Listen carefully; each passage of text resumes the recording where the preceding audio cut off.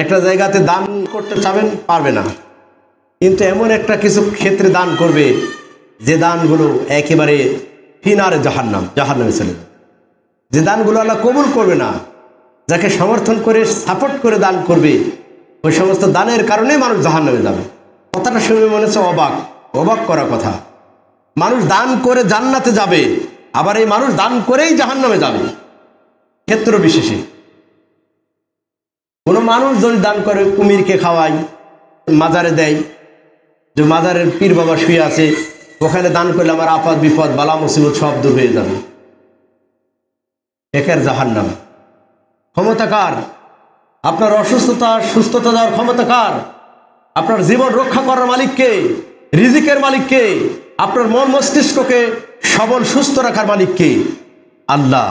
যখন আপনি মাজারে গিয়ে ওখানে মানত করবেন, আমার বইয়ের বাচ্চা হচ্ছে না, আমার মেয়ের বাচ্চা হচ্ছে না, আমার ব্যবসায় ক্ষতি হয়ে যাচ্ছে, আমার লেখাপড়া মনেতে রাখতে পারছি না, ওখানে দান করলেন যে খাজা বাবা, এই মাজারের বাবারা আমার জন্য সাফায়াত করবে, পরকালে ইহকালে আমি কল্যাণ থাকতে পারবো, নাউজুবিল্লাহ মিন যালিক।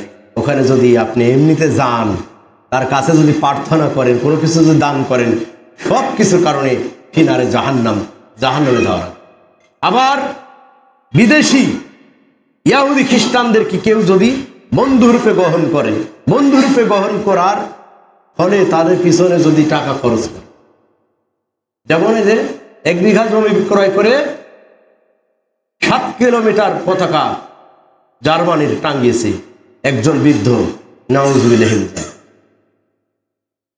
খোঁজ নিয়ে দেখবেন যে ওই বৃদ্ধর বউ বাল বাচ্চা তারাই হয়তো সুষ্ঠুভাবে খেতে পায় না, বা তার বইয়ের হক সে আদায় করতে পারে না, তার প্রতিবেশীর হক আদায় করতে পারে না।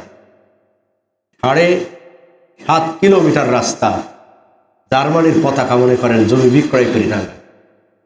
এটা মুসলমানের কাম্য নয়, এটা মুসলমান পারে না। বেধর্মীকে বন্ধু হিসাবে, বেধর্মীকে সাপোর্ট করতে এটা মুসলমান পারে না। আপনার খেলা দেখা ভালো লাগতে পারে, সেটা আলাদা, তার জন্য এত আবেগী হতে হবে?